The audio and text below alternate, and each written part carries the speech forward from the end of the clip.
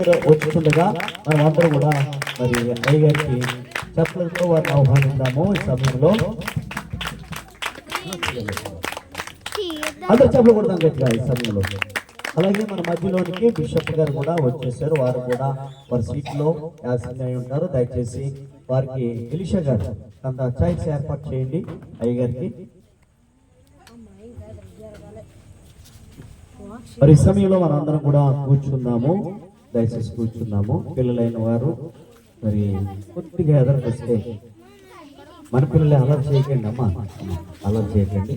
పిల్లలైన వారు వారిని కంట్రోల్ చేయాలి. దయచేసి కీర్తి ప్రియ అమ్మ మెరిసి అలా సింధు మీరు ఎదురు కూర్చొని పిల్లల్ని మనం అదుపు చేసినట్లయితే దైవ వాక్యం విందాము.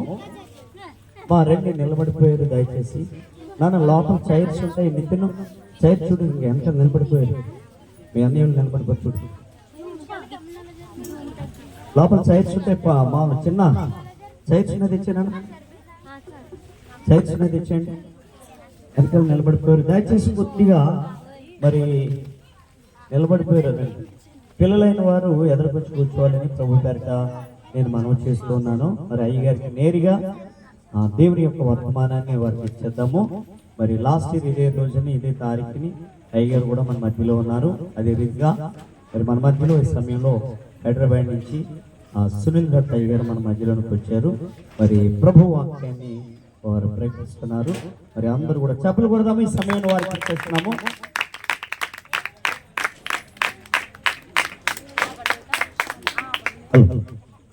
హలో హలో హలో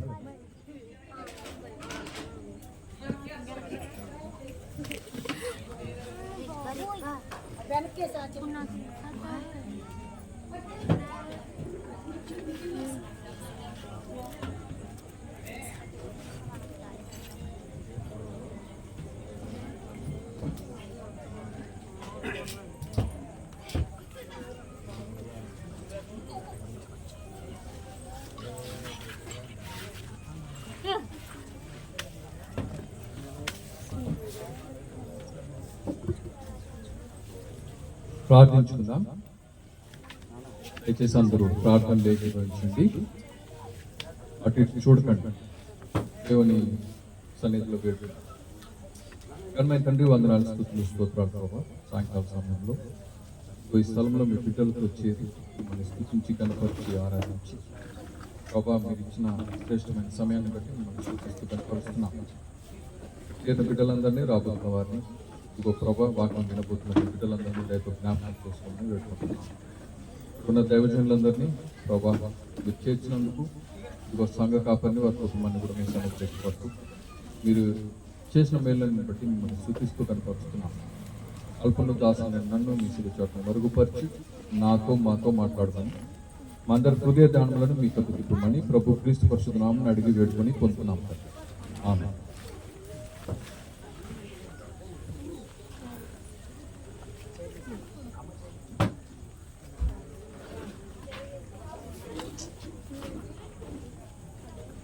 మా కూర్చోవలసిన వారంతా కూర్చోండి.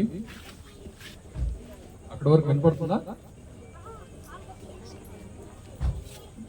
అమ్మా? నా మాటలు వినపడుతున్నాయి అక్కడి వరకు?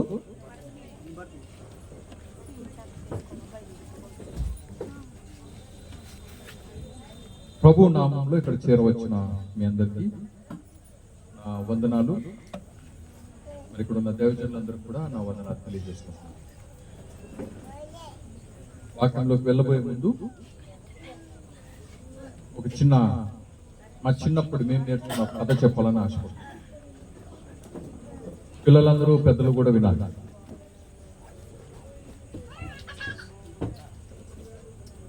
ఒక ఆయనకి పొలం ఉండేది. ఈ కథ మరి కొంతమంది పెద్దలకే తెలుసుంటుంది. ఈ రోజుల్లో ఈ కథలు ఏమి చెప్పట్లేదు ఎవరు. ఆ పొలానికి కాపలా కోసం అని ఆయన కొడుకుని తీసుకెళ్ళాడు. ఆ ప్రాంతాల్లో పుల్లు ఉంటాయి కాబట్టి ఆయన ఏం చెప్పాడంటే, నేను కాపలా కాసినంతసేపు నేను కాపలా కాస్తాను, నేను పడుకోవాల్సి వచ్చినప్పుడు నీకు చెప్తాను, నువ్వు కాపలా కాయి. ఎక్కడన్నా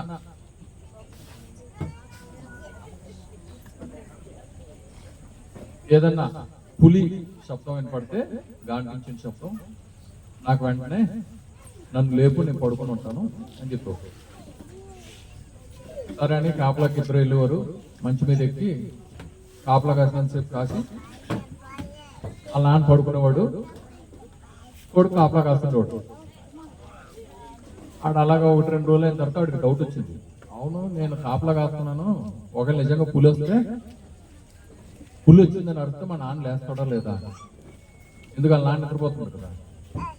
అందుకని 3వ రోజు ఏం చేశాడంటే, వాళ్ళ నాన్న బాగా నిద్రపోతుంటే నాన్న పులి అన్నాడు. ఇలా వెంటనే గబుక్కులు లేచి కూర్చున్నాడు. ఎక్కడ రాని కర్ర అంతా కొట్టుకుని లైట్ వేసాడు.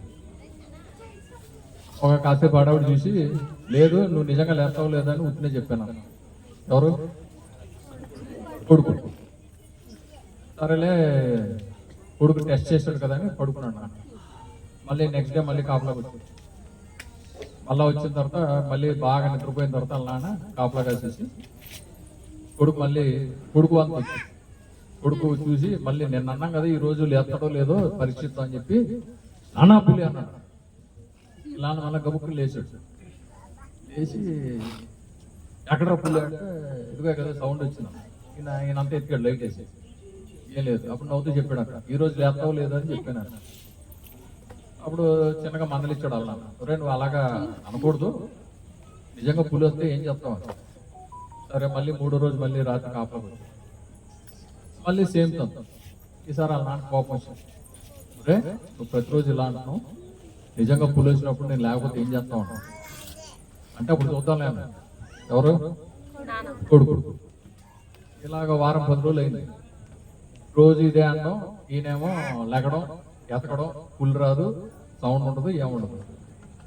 10 రోజులు అయిన తర్వాత వాళ్ళ నాన్న ఏమనుకున్నాడంటే, రోజు కొడుకు ఇలాగ డిస్టర్బ్ చేస్తున్నాడు కదా, ఈ రోజు నేను దూరంగా పడుకుంటాను, ఈడు నన్ను నిద్రపోనివ్వట్లేదు, నాన్న పులి అంటున్నాడు, ఆ పులి ఏమో రాదు, ఈడేమో నన్ను నిద్రపోనివ్వట్లేదు అని చెప్పి అలా వేరేగా పడుకున్నాడు. ఈడేమనుకున్నాడు, వాళ్ళ నాన్న నిద్రపోయాడు కదా, ఎక్కడ పడుకుంటేనేమి లేస్తాడు కావాలని నాన్న పులి అనబోయే లోపల నిజంగానే పులి సౌండ్ అనబడి అది నెమ్మదిగా చప్పుడు చేయకుండా వస్తుంది. ఏటాడుకొచ్చు వచ్చి వీడి కంట్లో పడింది. ఈడేమన్నాడు, నానా పులి అన్నాడు. వాళ్ళ నాన్న కనబడింది. వాళ్ళ నాన్న ఏం చేశాడు, లెగలే. వీడు ప్రతిరోజు ఇదే నాకు చెప్తాడు, పులి రాదు నిజంగానే, వీడు నా నిద్ర చెడగొట్టుకోండి అని చెప్పి పడుకోరా అన్నాడు. వీడు మళ్ళీ గట్టి కేకలేసాడు, నాన్న నిజంగానే పులి వచ్చింది. వీళ్ళ నాన్న అంటాడంటే నిజంగానే పడుకోరా అంటాడు.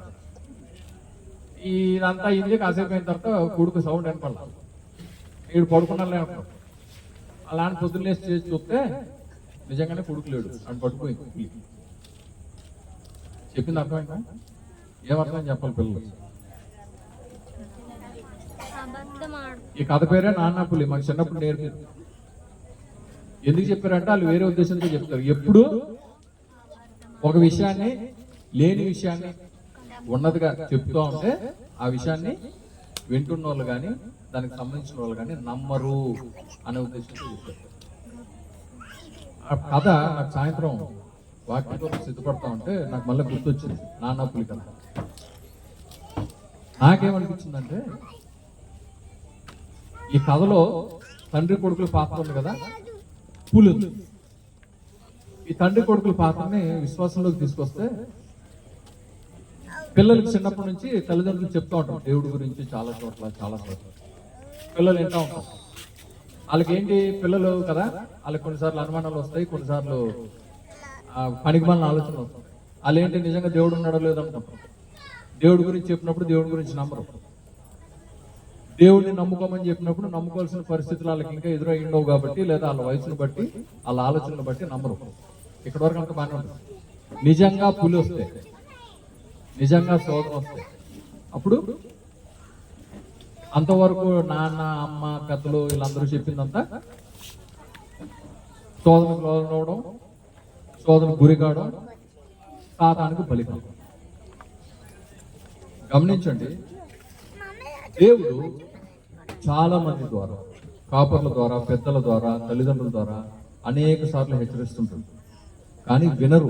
చాలా మంది ఇళ్లలో వినరు, సంఘాల్లో వినరు, వాక్యం వింటున్న వాళ్ళు వినరు, వాళ్ళ జీవితాలను బాగా చేసుకోరు. ఎందుకు వాళ్ళు అలా ప్రవర్తిస్తారంటే దేవుడు అంటే లక్ష్యం లేదు, దేవుడు అంటే చూడన. రెండోది దేవుడిని నమ్మకపోవడం. ఎందుకంటే వాళ్ళ ఎదురుగా చాలా విషయాలు కనపడుతుంటాయి ప్రపంచంలో. వాళ్ళని దారి తప్పించడానికి, విశ్వాసంలోంచి తప్పించడానికి ఎన్ని విషయాలు అవసరం అన్ని విషయాలు ప్రపంచంలో ఉన్నాయి. వాళ్ళకి దేవుడు కనబట్టి ఇవన్నీ కనపడతాయి. ఎందుకు? దేవుడిని ఎప్పుడు నమ్ముతారండి ఎవరైనా? ఏ సందర్భాల్లో దేవుడిని నమ్ముతారు? కష్టాలు శోధనలు వచ్చినప్పుడే. అన్ని బాగున్నప్పుడు ఎవరికి దేవుడు గుర్తున్నాడు కదా. ఇంకోటి, నీ దగ్గర అన్ని ఉన్నప్పుడు కూడా దేవుడు గుర్తాడు. ఆరోగ్యం ఉన్నప్పుడు గుర్తురాడు, డబ్బులు ఉన్నప్పుడు గుర్తురాడు, నీ వెనకాల అధికారం ఉన్నప్పుడు గుర్తురాడు, నీ ఒంట్లో బలం ఉన్నప్పుడు గుర్తురాడు. ఇలాంటి ఏ సందర్భాల్లో దేవుడు గుర్తురాడు. కానీ దేవుడు తన బిడ్డలతో చాలా సార్లు మాట్లాడుతూనే ఉంటాడు. ఆ మాటలు విని కూడా పట్టించుకోకుండా ఇష్టం వచ్చినట్టు జీవిస్తూనే ఉంటాడు. బైబిల్లో కొన్ని ప్రాముఖ్యమైన అంశాలు ఉన్నాయి. నేను ఒక్కొక్కటి ఎత్తి చూపిస్తాను, చూడండి. నెహెమ్యా గ్రంథము 9వ అధ్యాయము 35వ వచనం. ఎవరైనా మైక్ తీసుకొని చదువుతారా? మైక్ తీసుకుని ఎవరైనా చదువుతారండి?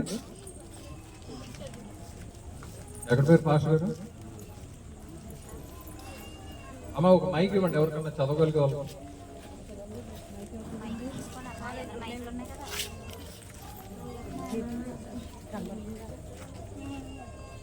నెహెమ్యా గ్రంథము 9వ అధ్యాయం 35వ వచనం. బైబిల్ తీసి త్వరగా చదివే వాళ్ళకి ఎవరికైనా మైక్ ఇవ్వండి.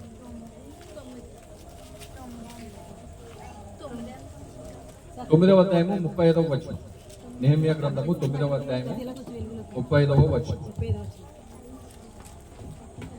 వారు తమ రాజ్య పరిపాలన కాలమందు నీవు తమ ఎడల చూపించిన గొప్ప ఉపకారములను తలంచక నీవు వారికి ఇచ్చిన విస్తారమగు ఫలవంతమైన భూమిని అనుభవించి ఉండినప్పుడు నిన్ను సేవింకపోయిరి. తన చెడు నడతలో విడిచి మారు మనసు పొందిరైరి. వినండి, ఇక్కడ ఏం రాబడిందంటే అన్ని ఉన్నప్పుడు, పంటలు పండుతున్నప్పుడు, మనకు అన్ని సమకూర్చినప్పుడు అవన్నీ ఇస్తున్న దేవుణ్ణి నమ్మరంట, సేవించరంట. వారు తమ రాజ్య పరిపాలనా కాలమందు నీవు తమ ఎడల చూపించిన గొప్ప ఉపకారములను తలంచక, దేవుడు రాజ్యంలో, రాష్ట్రంలో, ప్రజల పట్ల, సమాజంలో ఎన్నో మేలులు చేస్తుంటే అవేం తలంచరు. వాళ్ళు ఏం చేస్తారు? నీవు వారికి ఇచ్చిన విస్తారముకు ఫలవంతమైన భూమిని అనుభవించి ఉండి నిన్ను సేవింపకపోయిరి. తమ చెడు నడతలు విడిచి మారు మనస్సు పొందరైరి. మారు మనసు ఉండదు. అన్ని ఇస్తున్నప్పుడు, అన్ని ఉన్నప్పుడు దేవుడు అనే పదం గుర్తురాదు, దేవుడు గుర్తురాడు, దేవుడు చేస్తున్న మేలులు గుర్తురావు. చూడండి మత్తయి సువార్త 11:20. 11:20-21 చదవండి. మత్తయి సువార్త 11:20-21. నేను కొన్ని వాక్య భాగాలు కావాలని చదివిస్తున్నాను, మీ అందరి వినికిడిలో వినబడాలని.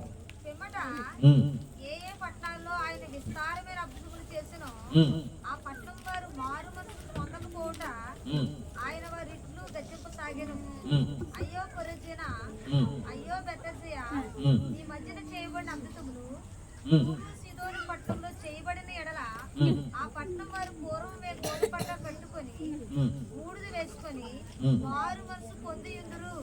ఇందాక చదువుకున్నది ఏంటి? నెహెమ్యా ఉన్న రాజ్యం, అక్కడ ఉన్న రాజులు, వాళ్ళందరి గురించి చెప్పబడింది. ఇక్కడ యేసు ప్రభు కాలంలో ఇంకొక 2 పట్టణాల గురించి చెప్పబడింది. కొరాజీన, బేత్సయిదా. ఈ పట్టణాల్లో గోల్డ్ అండ్ అద్భుతాలు దేవుడు చేస్తే ఆ పట్టణాల వాళ్ళు ఏం చేశారండి?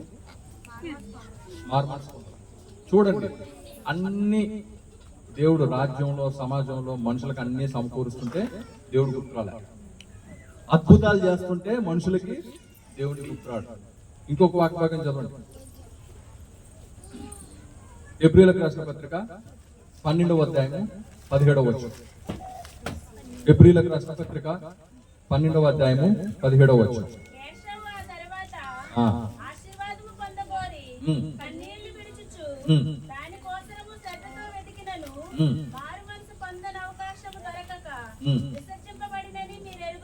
ఏశావు ఎవరమ్మా? యాకోబు అన్నయ్య. ఏశావు గురించి ఇక్కడ రాయబడింది. ఒక రాజ్యం గురించి చెప్పా, పట్టణాల గురించి చెప్పా, ఇప్పుడు ఒక వ్యక్తి గురించి మనం మాట్లాడుతున్నాం. చూడండి, మనుషులు ఎన్నిసార్లు ఎన్ని చేసిన దేవుడు మారు మనసు పొందరు. ఏశావుకి అన్ని ఉన్నప్పుడు, తల్లిదండ్రులు ఉన్నప్పుడు తన ప్రవర్తనను బట్టి వాళ్ళ అమ్మ నాన్న ఎన్నిసార్లు చెప్పినా వినకుండా తన పెళ్లిళ్ళ విషయంలో కావచ్చు, జీవిత విధానం విషయంలో కావచ్చు, తమ్ముడి పట్ల కానీ అనేకమైన తప్పులు పాపాలు చేసుకుంటూ వచ్చాడు. అన్నీ అయిపోయిన తర్వాత అక్కడ ఏం రాయబడిందంటే, ఏశావు ఆ తరువాత ఆశీర్వాదము పొందగోరి కన్నీళ్లు విడుచుచు దానికోసము శ్రద్ధతో వెదకినను మారు మనస్సు పొందని అవకాశము దొరకక విసర్జింపబడనని మీరు ఎరుగుదురు. ఇక్కడ ఏం రాయబడిందంటే, దేవుడు మీకు అవకాశాలు ఇస్తూనే ఉంటాడు, సమయం ఇస్తూనే ఉంటాడు, ఎన్నోసార్లు ఎంతో మందితో చెప్పిస్తూనే ఉంటాడు. అప్పుడు వినం, అప్పుడు సమయాన్ని పట్టించుకోం, అప్పుడు పరిస్థితులను పట్టించుకోం. ఎందుకంటే మనకేదో అన్ని బాగున్నాయో, ఆరోగ్యం ఉందో, బలం ఉందో, డబ్బులు ఉన్నాయో, అన్ని ఉన్నాయో, అవన్నీ ఇప్పుడు దేవుడు గుర్తురాడు. ఒక్కొక్కటి పోయిన తర్వాత కన్నీళ్లతో ఏడవడం, వాటి గురించి ఎదగడం, అప్పుడు దేవుడి దగ్గరికి రావడం. దేవుడు ఎంత ప్రేమమయుడైనా, ఎంత కరుణా సంపన్నుడైనా ఆయనకు కూడా కొన్ని పరిమితులు ఉంటాయి. ఆయన ఏం చేస్తాడంటే, నీకు ఎన్నిసార్లు అవకాశం ఇచ్చినా నువ్వు మారకపోతే ఆయన ఏం చేస్తాడు? విసర్జిస్తాడు, పట్టించుకోడు, వదిలేస్తాడు. ఏశావు అవన్నీ అనుభవాలు అయిన తర్వాత అప్పుడు దేవుడి కోసం వెతికాడట. ఆయన పెద్ద వేటగాడు, బలవంతుడు, పెద్ద కొడుకు, జ్యేష్ఠుడు, జ్యేష్ఠత్వం అమ్ముకున్నవాడు. తర్వాత ఏమైంది? తమ్ముడు మీద పగబట్టాడు, అమ్మ నాన్నల మాటలా, ఇంట్లో పరిస్థితులు ఇవన్నీ అయిపోయిన తర్వాత అప్పుడు దేవుడి కోసం వెతికితే దేవుడు ఏం చేశాడు? విసర్జించేశాడు, వదిలేశాడు. ఎందుకు? నేను నీ చెయ్యి పట్టుకోవాలనుకుంటే నువ్వేమో నా చెయ్యి విదిలించుకొని నా చెయ్యి నువ్వు పట్టుకోవాల్సింది పోయి చెయ్యి విడిపించుకొని దూరం పోతున్నావు, పారిపోతున్నావు అంటే ఎంతకాలం అని ఎవరైనా, తల్లిదండ్రులు కూడా అంతే. చిన్నప్పుడు చూడండి, చెయ్యి పట్టుకొని నడిపిస్తారు, పెద్దగా అయిన తర్వాత చెయ్యి వదిలేసి వెళ్ళిపోతారు. ఎవరో పిల్లలు. అప్పుడు తల్లిదండ్రులు చెయ్యి పట్టుకొని నడిపించాల్సిన పిల్లలు పెద్దగానే చెయ్యి వదిలేసి వెళ్ళిపోతారు. ఇప్పుడు తల్లిదండ్రుల పరిస్థితి ఏంటి? మీ చుట్టుపక్కల అన్ని ప్రాంతాల్లో, మీ బంధువర్గంలో చూడండి, ఎంతమంది పెద్దలు, వృద్ధులు, తల్లిదండ్రులు అనాథల్లాగా పోతున్నారు. చిన్నప్పుడు వాళ్ళ చెయ్యి పట్టుకుని నడిపించిన తల్లిదండ్రుల్ని పట్టించుకోరు. ఇలాగ తల్లిదండ్రుల్ని, సొంత బంధువర్గాన్ని, అవసరమైన వాళ్ళని మీరు విసర్జిస్తే మీ సృష్టికర్త మిమ్మల్ని విసర్జించడా? జాగ్రత్త గమనించండి. ఇంకొక మాట చెప్తూ, సామెతలు 29వ అధ్యాయము 1వ వచనం. సామెతలు 29వ అధ్యాయము 1వ వచనం. ఎన్నిసార్లు గద్దించినను మరి తిరుగు లేకుండా హఠాత్తుగా నాశనమగును. ఎన్నిసార్లు గద్దించనను లోబడని వాడు, తిరుగు లేకుండా, మరి తిరుగు లేకుండా హఠాత్తుగా నాశనమగును. చాలా సార్లు ఇళ్లలో పెద్దలు చెప్తారు, తల్లిదండ్రులు చెప్తారు, టీచర్లు చెప్తారు, కాపర్లు చెప్తారు, చాలా మంది చెప్తుంటారు బంధువర్గంలో, నువ్వు ఇలా ఉండొద్దు, ఇలా ఉండొద్దు, ఇలా చేయదు, ఇలాంటి ఆలోచన చేయదు, ఇలాంటి పిచ్చి పనులు చేయదు. వినరు, చేసిన పనులు చేస్తూనే ఉంటారు, తప్పుడు పనులు చేస్తూనే ఉంటారు, తప్పుడు ఆలోచనలు చేస్తూనే ఉంటారు. ఎంతవరకు? వాళ్ళ సమయం వచ్చేవారు. దాని తర్వాత ఏమవుతుందండి? మరి తిరుగు లేకుండా హఠాత్తుగా ఉన్న ఫలంగా మాయమవుతారు ప్రపంచం. ఎందుకు? నీకెన్నో సార్లు దేవుడు ఆయన ప్రత్యక్షంగా వచ్చి ఎవరితో మాట్లాడతాడు, ఎంతో మంది ద్వారా చెప్పిస్తూ ఉంటాడు, ఎంతో మంది ద్వారా మాట్లాడుతుంటాడు, బైబిల్ ద్వారా మాట్లాడుతుంటాడు, ప్రార్థనల ద్వారా మాట్లాడుతుంటాడు. ఎంతో మంది పెద్దలు నీ కోసం చేసే ప్రార్థనలను బట్టి ఒక సమయం వరకు వెయిట్ చూస్తాడు. దాని తర్వాత మరి తిరుగు లేకుండా హఠాత్తుగా నాశనం అయిపోతాడు. బైబిల్లోని ప్రతి అంశం జాగ్రత్తగా గమనించాలి. చూడండి, రోమీలకు రాసిన పత్రిక 2వ అధ్యాయం 5వ వచనం. నేను బైబిల్లోంచి ఎత్తి చూపిస్తున్నా, ఇవి జాగ్రత్త గుర్తు పెట్టుకోండి, చదవండి, వినండి. రోమీలకు రాసిన పత్రిక 2వ అధ్యాయం 5వ వచనం.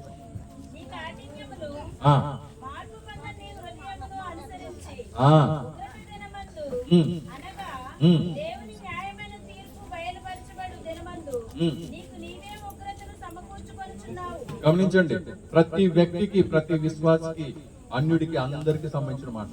నీ కాఠిన్యమును మార్పు పొందని నీ హృదయమును అనుసరించి ఉగ్రత దినమందు, ఏ రోజు వస్తుందో, ఈ రోజు వస్తుందో, రేపు వస్తుందో మనకు తెలియదు, అనగా దేవుని న్యాయమైన తీర్పు బయలుపరచబడు దినమందు నీకు నీవే ఉగ్రతను సమకూర్చుకొనుచున్నావు.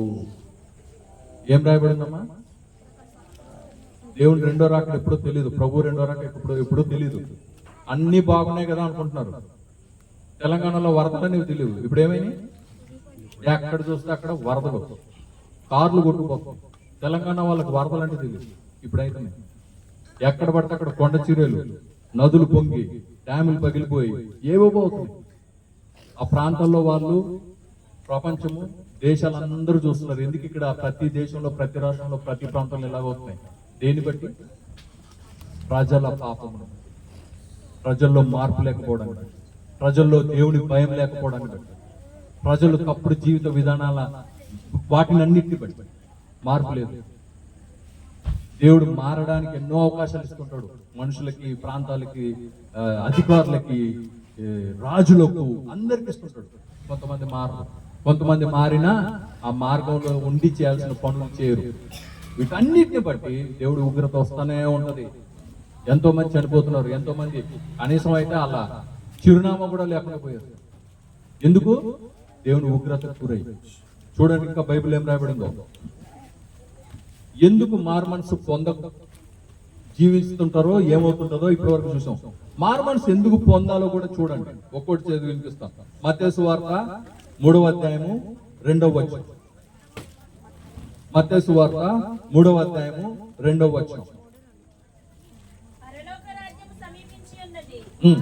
మారు మనసు పొందుడని యోదయ అరణ్యంలో ప్రకటించుచుండెను. అమ్మ జాగ్రత్తగా వినాలి. చాలా మంది ఏమనుకుంటున్నారంటే సంఘానికి వస్తే సరిపోద్ది, ఇలా కూడుకులు పెట్టినప్పుడు వచ్చి కూర్చుంటే సరిపోద్ది, ఆ ప్రార్థనలకు వస్తే సరిపోద్ది, ఉపవాసాలకు వస్తే సరిపోద్ది అనుకుంటున్నారు. మీరు వచ్చి అక్కడ కూర్చోవడం, అక్కడ ఉండడం కాదమ్మా, అటెండెన్స్ చేసుకోవడం కాదు. ఇది స్కూల్ కాదు. మనకు ఉండాల్సింది ఏంటి? మారు మనస్సు. ఎందుకు మారు మనస్సు ఉండాలా? మనమందరం పుట్టుకతోనే పాపులము. మనము దేవుని దగ్గరికి వెళ్ళాలన్నా, దేవుని రాజ్యానికి సమీపించాలన్నా, మన దగ్గర మనం చేస్తున్న పాపాలను దూరం చేసుకోవాల్సిన అవసరం మనది, దేవుంది కాదు అది. మనం ఎందుకంటే మన ముందున్న 2 మార్గాలు. బతుకున్నప్పుడు కాదమ్మా, చనిపోయినప్పుడు. ఒకటి పరలోకం, రెండోది నిత్య నరకం. ఈ రెండింటికి పోయే మార్గాల్ని మనం బతుకున్నప్పుడు ఏర్పాటు చేసుకుంటాం. మనం జీవించి ఉన్నప్పుడు మనం నడిచే విధానాన్ని బట్టి ఈ 2 మార్గాల్లో ఏదో ఒకటి తీర్మానించబడుతుంది దేవుని చేత, మీ చేత కాదు. పరలోక రాజ్యం సమీపించింది కాబట్టి, ఎప్పుడు వస్తుందో మనకి తెలియదు కాబట్టి మారు మనసు పొందండి అని దేవుని వాక్యం చెప్తాం. ఇంకొక మాట చూడండి. మార్కు సువార్త 1వ అధ్యాయము 15వ వచనం. మొట్టమొదటి కారణము పరలోక రాజ్యం సమీపించింది కాబట్టి ఇంతవరకు మారు మనస్సు పొందని వ్యక్తులంతా మారు మనస్సు పొందండి. రెండో కారణం చూడండి. మార్కు 1:15. కాలం సంపూర్ణమై ఉన్నది, దేవుని రాజ్యము సమీపించి ఉన్నది, మారు మనసు పొంది సువార్త నమ్ముడని చెప్పుచు దేవుని సువార్త ప్రకటించుచు గల్లియోకు వచ్చెను. మొట్టమొదటిది పరలోక రాజ్యం సమీపంలో ఉంది. రెండోది ఇక్కడ కాలము సంపూర్ణమైంది. ఏ క్షణము, ఏ రోజు, ఎప్పుడు దేవుడు వస్తాడో మనకు తెలియదు. మనం సిద్ధపాటుతో ఉన్నామా లేదా? సిద్ధపాటుతో లేకపోతే ఉన్న ఫలంగా బూరం ఊగుతుందంట. తీసుకోబోయేవాళ్ళు తీసుకోబోబడతారు, వదిలివేవాళ్ళు వదిలివేయబడతారు. మూడో కారణం చూడండి. లూకా సువార్త 5వ అధ్యాయం 32వ వచనం. లూకా సువార్త 5వ అధ్యాయం 32వ వచనం. మారు మనసు పొందుటకై నేను పాపులను పిలువవచ్చితిని గాని నీతిమంతులను పిలవరాలేదని వారితో చెప్పాను. చాలా మంది ఎవరిని పిలవడానికి వచ్చాడండి ప్రభు? పాపులను పిలవడానికి. మనలో నీతిమంతులు ఎంతమంది ఉన్నారు? ఎవరున్నారు? ఎవరైనా నీ నీతిమంతురాలని చెప్పుకోగలిగే స్థితిలో ఏ మనిషి అన్నా ఉన్నాడా ప్రపంచంలో? ఒకవేళ అలా అనుకున్న వ్యక్తులైనా సరే ఒక్క క్షణం వాళ్ళ జీవితాన్ని, ఆ రోజు వరకు వాళ్ళు గడిపిన సమయాన్ని చూసుకుంటే, ఒక్కసారి వాక్యం ముందు పెట్టుకుంటే వాళ్ళు అంతవరకు చేసిన పాపాలన్నీ కనబడతాయి. ఒకవేళ ఎవరైనా నీ నీతిమంతుడిని, నీతిమంతురాలని అనుకుంటే అది మీకు మీరు ముద్ర వేసుకోవడం కాదు. ఎవరనాలి ఆ మాట? ప్రభు అన్న. ప్రభువు నిన్ను నీతిమంతుడు, ప్రభు నిన్ను నీతిమంతురాలు అనే అంత జీవితం నీకుందా? అంత పరిశుద్ధంగా నువ్వు బతికావా? ఇంతవరకు చేసిన పాపాలన్నీ వదిలేసావా? పాప జీవితంలోనే ఉంటూ పాపాన్ని కొనసాగిస్తూ నేను నీతిమంతుడు, నీతిమంతురాలను అనుకుంటే దేవుని తీర్పులో నువ్వు నీతిమంతుడుగా, నీతిమంతురాలుగా అగపడవేమో. గమనించండి ఇంకొక మాట. అపోస్తుల కార్యములు 17వ అధ్యాయము 30వ వచనం. జ్ఞాన కాలములను దేవుడు చూచునట్లుగా ఉండెను. ఇప్పుడైతే అంతటను అందరును మారు మనసు పొందవలనని మనుషులకు ఆజ్ఞాపించుచున్నాడు. ఆ జ్ఞాన కాలములను దేవుడు చూచి చూడనట్టుగా ఉండేను. ఎప్పుడు? ప్రభు రాక ముందు, ప్రభు పుట్టక ముందు. అప్పుడు ఎవరు ఇష్టం వచ్చిన బతికారో అలా వదిలేడు దేవుడు. చూద్దాం వీళ్ళు ఎంతవరకు ఇలా చేస్తారని. ప్రభు వచ్చిన తర్వాత నుంచి ఏమైందంటే, ఇప్పుడైతే అంతటా అంటే ప్రపంచవ్యాప్తంగా అన్ని చోట్ల అందరంటే మీరు, నేను, వింటున్న వాళ్ళు, ఎవరెవరు అన్యులుగా ఉన్నారో, అవిశ్వాసులుగా ఉన్నారో, దేవుని నమ్మరో, నాస్తికులు, వీళ్ళందరూ కూడా అంతటా అందరూ ఏమనుంది? మారు మనసు పొందవలనని మనుషులకు ఆజ్ఞాపించుచున్నాడు. దేవుని ఆజ్ఞ మారు మనసు పొందుకోవడం. అదెవరో మీరు సంఘ కాపులో, మన బంధువులు, మన పెద్దలు చెప్పే మాట కాదు. మారు మనసు పొందుకొని దానికి తగ్గట్టుగా జీవించాలనేది దేవుని ఆజ్ఞ. ఎవరన్నా బండి కొనుక్కున్నారనుకోండి, రోడ్ల మీద తిరుగుతుంటారు, పోలీసులు ఎప్పుడైనా పట్టుకున్నారనుకోండి, లైసెన్స్ ఉందా అంటే, లైసెన్స్ ఎందుకు, బండి కొనుక్కోవడానికి డబ్బులు ఇచ్చాను కదా అన్నాడు అనుకోండి, పోలీసులు వదులుతారండి? వదులుతారా? ఏమంటారు వాళ్ళు? నువ్వు బండి తీసుకుని నడపడం కాదు, నీకు లైసెన్స్ ఉండాలి అని ఇట్లా అన్నాడు అనుకోండి, డబ్బులు నావి, బండి నావి, లైసెన్స్ ఎందుకు అన్నాడు అనుకోండి, ఏమంటారు పోలీసులు? రోడ్డు నీది కాదు, రోడ్డు వేసింది నువ్వు కాదు, రోడ్డు మీద నువ్వు చేసే ప్రమాదాలకి కారణం ఎవరు అంటారు. ఏం చెప్తారు అప్పుడు? ఎందుకు అంటున్నానంటే ఈ మాట, మనము మన ఇష్టానికి మనకు తెలిసింది న్యాయము ధర్మం అనుకొని జీవించడం కాదు, దానికి తగ్గట్టుగా జీవించడం నేర్చుకోవాలి, చట్టాలకి న్యాయాలకి లోబడి. ఇప్పుడు సమస్య ఏంటి? ఇక్కడ ఎవరి భయంతోటో, పెద్దల భయంతోటో, అధికారుల భయంతోటో మనం ఇలా జీవించడానికి ప్రయత్నం చేస్తామే, వాటిని పాటించడానికి ప్రయత్నం చేస్తామే. ఒకవేళ దొంగతనంగా అవి తప్పించుకొని పోతే వాళ్ళు వెనకబడితే జైలు వేస్తారనే భయం ఉందే. మరి మీ సృష్టికర్తకు, మిమ్మల్ని సృష్టించిన దేవుడికి, ఆయన చెప్పిన ఆజ్ఞలకు, ఆయన చెప్పిన మాటలకు వ్యతిరేకంగా ఎలా జీవిస్తారు? ఈ ప్రశ్న ఈరోజు దేవుని వాక్యం మిమ్మల్ని సంధిస్తాం. ఇక్కడున్న అధికారులకు, వాళ్ళకి, వీళ్ళకి ఎంత భయపడి తప్పు చేసినోడు తప్పించుకొని తిరుగుతాడు, మరి పాపాలు చేసినోడు దేవుడు వదులుతాడు. పాపాల గురించి న్యాయస్థానం కానీ, అధికారులు కానీ, వాళ్ళు కానీ, వీళ్ళు కానీ ఎవరు పట్టించుకోరు. పాపాల గురించి పట్టించుకునేది ఎవరండి? దేవుడు. మీరు ఇక్కడ తప్పులు చేయొచ్చు, పొరపాట్లు చేయొచ్చు, పాపాలకు బాధ్యత మీకు మీరే, ఎవరు చేశారో వాళ్ళే వహించాలి. దీని తీర్పు ఇక్కడ ఉన్న అధికారులు, లోకులు ఇవ్వరు. దాని గురించి ఇచ్చేది ఎవరు? తీర్పులోకి తెచ్చేది ఎవరు? దేవుడు. మనము జీవించున్నంత కాలము మనం ఏం చేస్తుంటామో, ఏం ఆలోచిస్తుంటామో, ఎవరిని కష్టపెట్టామో, ఎవరిని సుఖపెట్టామో, వీటన్నిటికీ, మీ ప్రతి పనికి, ప్రతి మాటకి మీరు జవాబు చెప్పాల్సింది దేవుడి దగ్గర. చాలా మంది ఏమనుకుంటారంటే, వాళ్ళ దగ్గర ఉన్న బలము, అధికారము చూసి మమ్మల్ని ఎదుర్కొనే వాళ్ళు లేరు అనుకుంటారు. మంచిదే, ఇక్కడ నిన్ను ఎవరు ఎదుర్కోలేకపోవచ్చు. నీ చావు తర్వాత నువ్వు చేసిన తప్పులు, పాపాలు, పొరపాట్లు, వీటన్నిటికీ నిన్ను సృష్టించిన దేవుడు ఒకడు ఉన్నాడు అక్కడ అడగడానికి, శిక్షించడానికి. మనం బతుకున్నప్పుడే మన చావు తర్వాత మన జీవితము, మన ఆత్మ ఏమవబోతుందో ఎవరికి వాళ్ళే నిర్ణయించుకొని జీవిస్తారు. ఇక్కడ తెలిసి జీవిస్తారు కొంతమంది, తెలియకుండా జీవిస్తారు. కానీ విశ్వాసులకి, దేవుని బిడ్డలకి చనిపోయిన తర్వాత ఏమవుతుందో తెలుసు కాబట్టి దాని కొరకు సిద్ధపడడమే క్రైస్తవ విశ్వాస జీవితం. ఇంకొక మాట చూడండి, ఎఫెసీయులకు రాసిన పత్రిక 4వ అధ్యాయము 17వ వచనం. ఎఫెసీయులకు రాసిన పత్రిక 4వ అధ్యాయము 17వ వచనం. కాబట్టి అన్యజనులు నడుచుకున్నట్లు మీరిక మీదట నడుచుకొందువలనని ప్రభువునందు సాక్ష్యం ఇచ్చుచున్నాను. అన్యజనులు నడుచుకున్నట్లు మీరిక మీదట, మీరంటే దేవుని నమ్ముకున్న బిడ్డ. వాళ్ళు ఉన్నట్టు, వీళ్ళు ఉన్నట్టు మనం ఉండకూడదు. మనం ఎలా ఉండాలా? మన సాక్ష్యం ప్రభువునందు ఉండాలి. అన్యజనులు నడుచుకున్నట్లు మీరిక మీదట నడుచుకొనవలదని. నడుచుకొనమని కాదు, నడుచుకొనవలదని. వాళ్ళందరూ జీవిస్తున్నారు కదా, నేను అట్లా జీవిస్తున్నాను మీరు అనుకుంటే వాళ్ళకి పట్టిన కదా మనకు వాళ్ళకన్నా ఘోరం ఉంటుంది. దేనికి? దేవుడు అంటే తెలియని వాడికి దేవుడు వేసే శిక్ష వేరు, దేవుడు అంటే తెలిసి దేవుడు నమ్మి దేవుడికి వ్యతిరేకంగా పోయే వాళ్ళకి దేవుడు వేసే శిక్ష వేరు.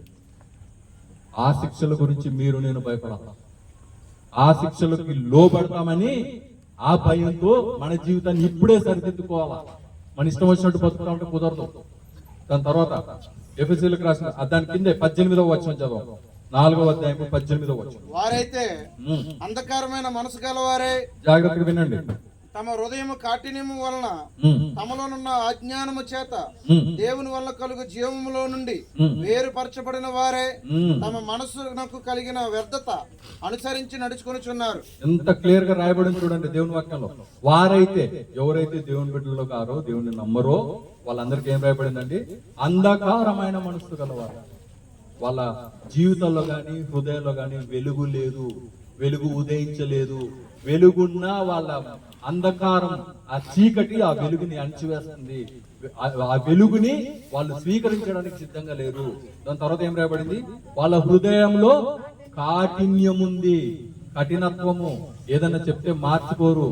వాళ్ళది రాతి గుండెలాగా ఉంటున్నాయి, మనుష్య గుండెల్లాగా, మాంసపు గుండెల్లాగా ఉన్నట్లా. దాని తర్వాత తమలో ఉన్న జ్ఞానము చేత, జ్ఞానం అనుకుంటున్నారు, అది జ్ఞానం కాదు.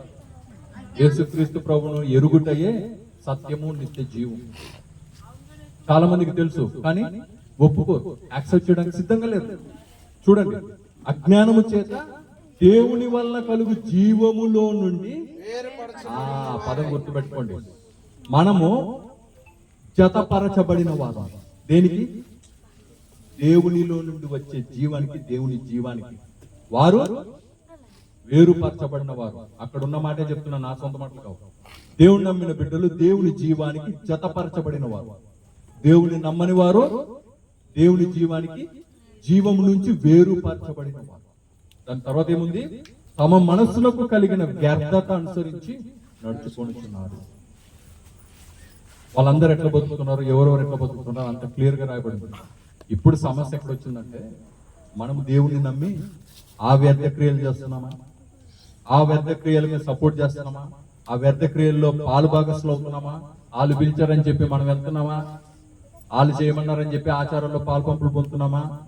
వీటన్నిటికీ జవాబు మీరు దేవుడికి చెప్పాల్సి వస్తుంది. ఈ చుట్టుపక్కల వాళ్ళు వీళ్ళు అంతా ఏం చేస్తున్నారు అది కాదు, మీరేం చేస్తున్నారు, ఇదే మిమ్మల్ని దేవుడు అడిగేది. చూసి మన ప్రవర్తన వాళ్ళకిలాగా ఉంటే వాళ్ళకు మనకు భేదమేమి? మనము వాళ్ళు చేసిన పనులే చేస్తే వాళ్ళకు పడే శిక్షలు మనకు పడకుండా ఎందుకుంటాయి? గమనించండి ప్రియులారా. ఇంకొక వాక్య భాగం చూడండి, పేతురు రాసిన 2వ పత్రిక 3వ అధ్యాయము 9వ వచనం.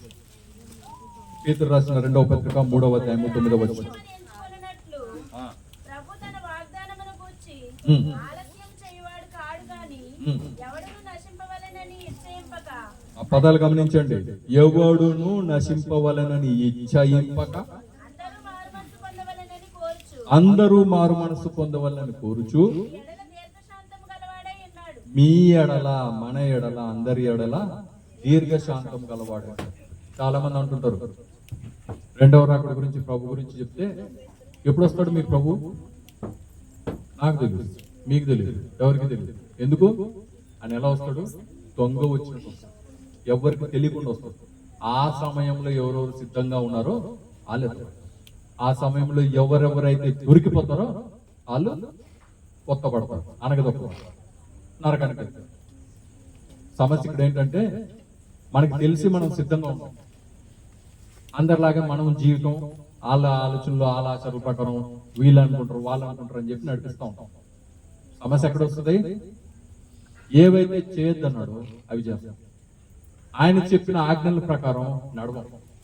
మారు మనసు పొందడం అనేది ఆజ్ఞని ఇందాక నేర్చుకున్నాం. మారు మనసు అనుభవం ఇంకా చాలా మందికి ఉండదు. ఇక్కడికి వస్తే ప్రార్థన చేసుకుంటే, దేవుని దగ్గరకు వస్తే అన్ని క్షమించేస్తాడు అనుకుంటాడు. మంచిదే, దేవుడు క్షమిస్తాడు. కానీ మళ్ళీ అదే తప్పు, అదే పాపం, అదే శోధనలో పడుతూనే ఉంటే ఆయనకు కూడా ఒక లిమిట్ ఉంటుంది, ఆయనకు కూడా ఒక పాయింట్ ఉంటుంది. దాని తర్వాత క్షమించడు. యేసు గురించి ఏం రాయబడిందండి? కన్నీళ్లతో శ్రద్ధగా వెతికినను అతడు విసర్జింపబడాడు. ప్రతి ఒక్కరికి దేవుడు అవకాశం ఇస్తూనే ఉంటాడు. చాలా మంది ఏం చేస్తారంటే, ఇళ్లలో దేవుని నమ్ముకున్న తర్వాత వాళ్ళు వీళ్ళు చాలా ఇబ్బందులు పెడతారు, అవమానాలు చేస్తారు, అన్నీ ఉంటాయి. వాటికి భయపడిపోయి లొంగిపోయి దేవుని దగ్గర నుంచి తొలగిపోవాలి కొంతమంది. ఇంట్లో భార్య బిడ్డలు చెప్తే, అమ్మానాలు చెప్తే వినకుండా పరుల మార్గంలో పోయేవాళ్ళు కొంతమంది. అందరూ గుర్తుపెట్టుకోవాల్సిన విషయం ఏంటంటే, అయ్యా అమ్మా, నీకు ఒక సమయం ఉంటుంది. ఆ సమయంలో నీ ముందుంచబడిన మార్గాన్ని నువ్వు ఎంచుకొని మార్గము తప్పక తిరగక వెనుదీయక ముందుకెళ్తేనే నీకు వాగ్దానం ఏదైతే దేవుడు చేస్తాడో అది అనుగ్రహించబడదు. ఎప్పుడైతే అన్యుల లేదా ప్రపంచ ఆశల మీద, నేత్రాశలు దురాశలకు పోయి లేదా వాళ్ళ శోధనలో కొట్టుమిట్టాడుతూ సాతాను చేతుల్లో పడతాము, దేవుడి వాక్యం, దేవుడు చెప్పిన విశ్వాసం, మన ముందుంచబడిన వాగ్దాన జీవితం తప్పిపోతుంది. చూడండి ఇంకొక మాట, ప్రకటన గ్రంథం 3వ అధ్యాయం 3వ వచనం. నేను ప్రతిదానికి మీకు బైబిల్లోంచి సాక్ష్యాలతో రుజువులతో సహా చూపిస్తూ నేను చెప్తున్నా. ప్రకటన గ్రంథము ఉపదేశము పొందితివో, 3వ అధ్యాయం 3వ వచనం. నీవెలాగూ ఉపదేశము పొందితివో, ఆ. ఎలాగూ వింటివో, ఆ. జ్ఞాపకము చేసుకొని ఆ. దానిని గైకొనుచు మారు మనసు పొందుము. ఆ. నీవు జాగరూకుడవై ఉండని ఎడల జాగరూకుడవై ఉండని ఎడల నేను దొంగవలే వచ్చేదను. ఆ. ఏ గడియను నీ మీదకు వచ్చేదనో ఆ. నీకు తెలియనే తెలియదు. బ్రతుకున్న మనందరికి సంబంధించిన మాట ఇది.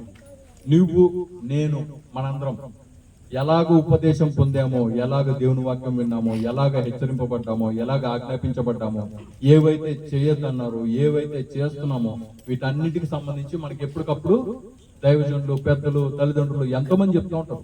ఉపదేశం పొందుకుంటానే ఉంటాం.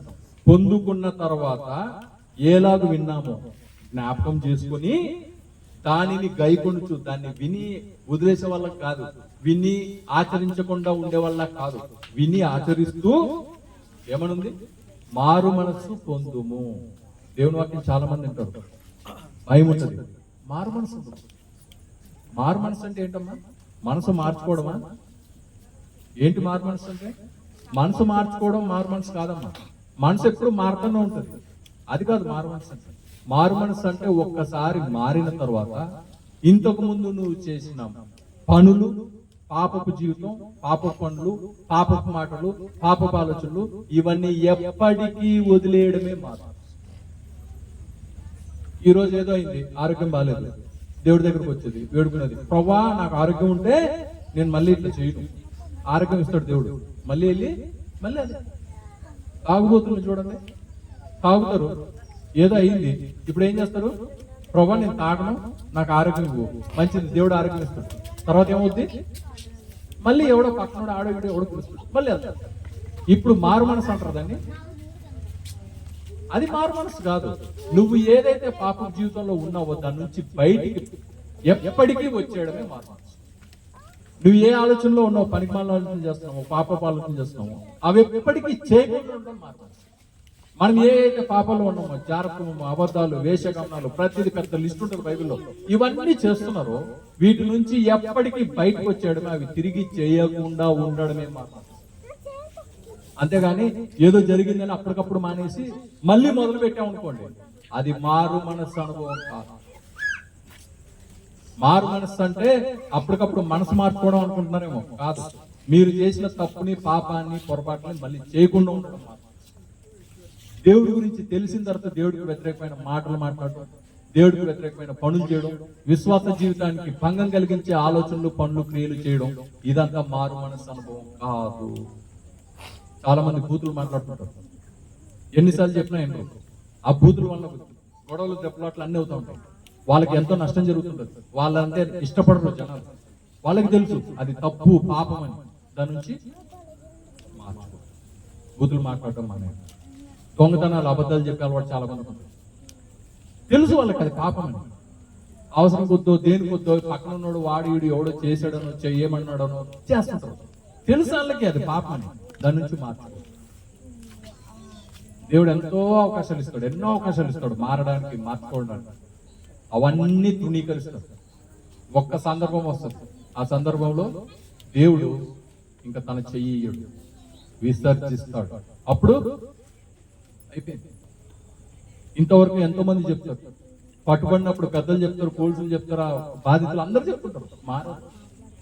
మీరు రోజు చూడండి న్యూస్ పేపర్స్ లో, ఛానల్స్ లో, అన్నిట్లో ఇక్కడ ఈ హత్య జరిగింది, భార్య చేయించింది, అక్కడ ఆ హత్య చేశారు, చిన్న కుర్రాడు చంపేశాడు. ఏంటి దుర్మార్గం, ఏంటి అన్యాయం? ఇంతవరకు కత్తి పట్టుకొని చంపడం అనే తెలియని సంఘంలో, సమాజంలో ఇలాంటివన్నీ ఎందుకు జరుగుతున్నాయండి? విపరీతంగా నేర ప్రవృత్తి, దుర్మార్గం పెరిగిపోవడం, అన్యాయాలు పెరిగిపోవడం. అది మంచిది, సక్రమము, మేము చేసేది కరెక్ట్ అని వీళ్ళు అనుకోవడం. సమాజం దాన్ని సినిమాల్లో, టీవీ సీరియల్స్ లో చూస్తే అదేం తప్పు కాదంట.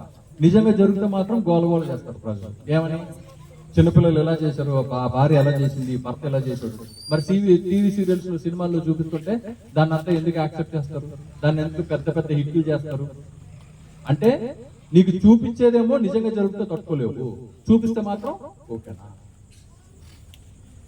మొన్న హైదరాబాద్ లో ఒక చిన్న పిల్లాడు, ఒక చిన్న పాపని చంపేశాడు. 11 ఏళ్ల పాపని 16 ఏళ్ల కుర్రాడు చంపేశాడు. క్రికెట్ బ్యాట్ దొంగతనాన్ని చూసింది అని చెప్పి 20 కోట్లు కొట్టి చంపేశాడు. అది నేర ప్రవృత్తి వయసా? నేరస్తుడు ఆ కుర్రాడు కాదు. చూడండి, ఎందుకు అంటే ఆ కుర్రాడు ఎప్పుడు కూడా ఈ నేరస్తుల సీరియల్స్ చూస్తుంటారు కదా టీవీలో, అవి చూస్తే అలవాటు. సంవత్సరంన్నర నుంచి అవే చూసేవాడు. ఇప్పుడు ఏమైంది? మనసంతా నేర ప్రవృత్తితో చిన్న కుర్రాడికి నిండిపోయింది. ఆ సీరియల్స్ చూస్తున్న వాళ్ళందరికీ మంచి ఆలోచనలు వస్తాయండి? రావు.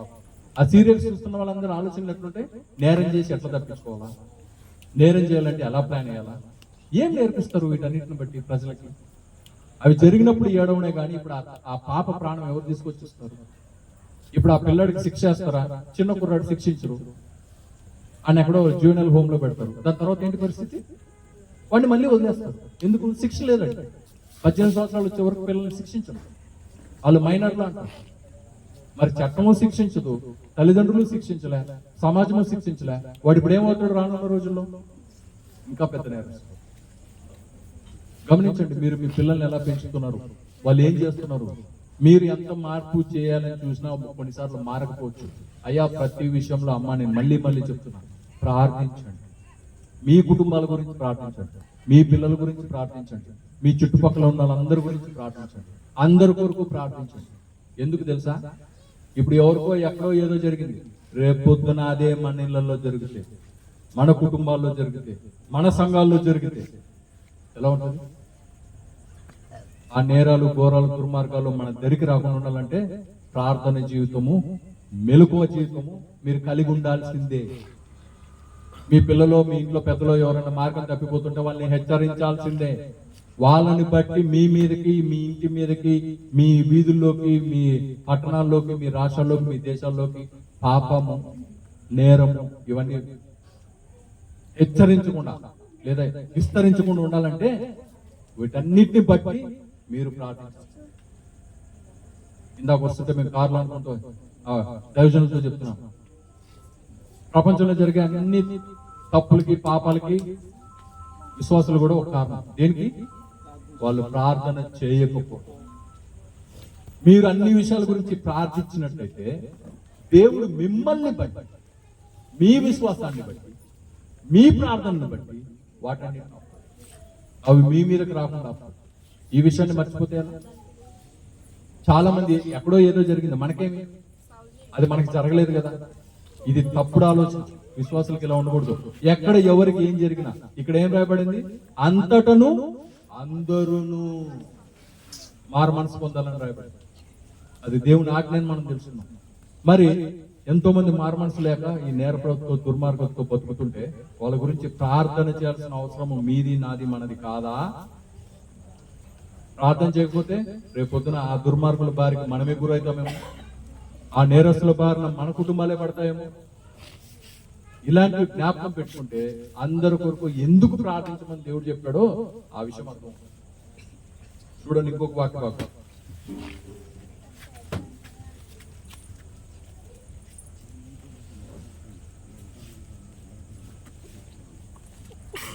అపోస్తలుల కార్యములు 26వ అధ్యాయము 20వ వచనం.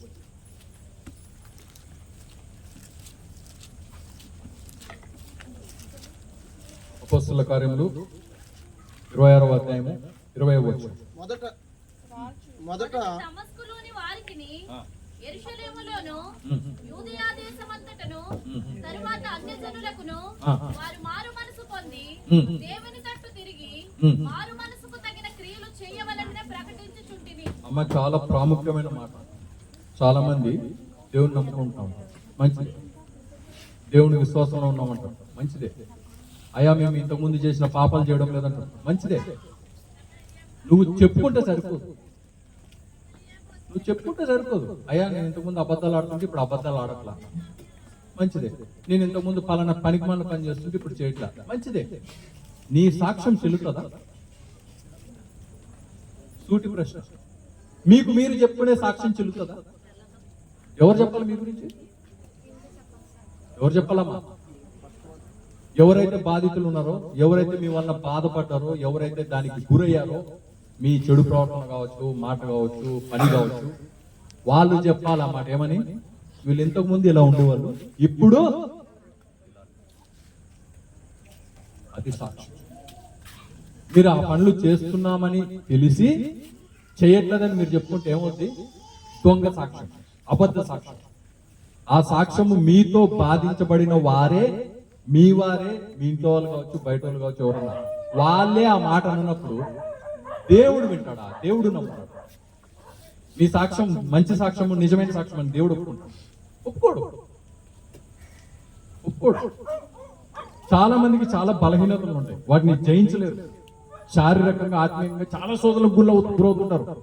చాలా సార్లు వచ్చి దేవుని దగ్గర, కాపరి దగ్గర, పెద్దల దగ్గర ఒప్పుకుంటుంటారు. అయ్యా మాకు ఈ సమస్య ఉంది, ప్రార్థన చేయండి.